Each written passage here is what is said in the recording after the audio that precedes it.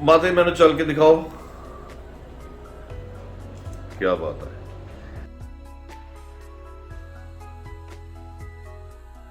की प्रॉब्लम सी? ਲੱਤ 'ਚ ਦਰਦ ਜਾਂਦੀ ਸੀ। किन्ने चेर तो?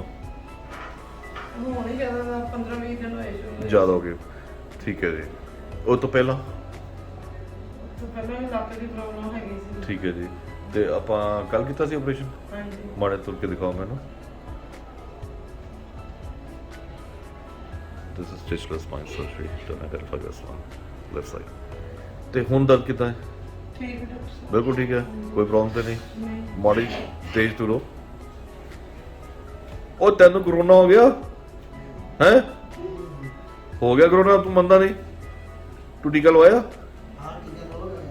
ਤੇ ਤੇਰੀ ਖਾਂਸੀ ਤੇ ਕਰੋਨੇ ਵਾਲੀ ਹੈ। ਚਲੋ ਠੀਕ ਹੈ, ਤੁਰੀ ਫਿਰੀ ਜਾਓ, ਮੇਰੇ ਵੱਲੋਂ ਕੋਈ ਪ੍ਰੇਜ਼ ਨਹੀਂ। ਪਿੱਛੇ ਮੇਰੇ ਕਾ ਇੱਕ ਛੋਟਾ ਜਿਹਾ ਟਾਂਕਾ ਲੱਗਿਆ ਤੇ ਨਹਾਉਣਾ ਨਹੀਂ ਹੈ, ਮੈਨੂੰ 5 ਦਿਨਾਂ ਬਾਅਦ ਦਿਖਾਣਾ ਹੈ। 5 ਦਿਨ? Bye bye.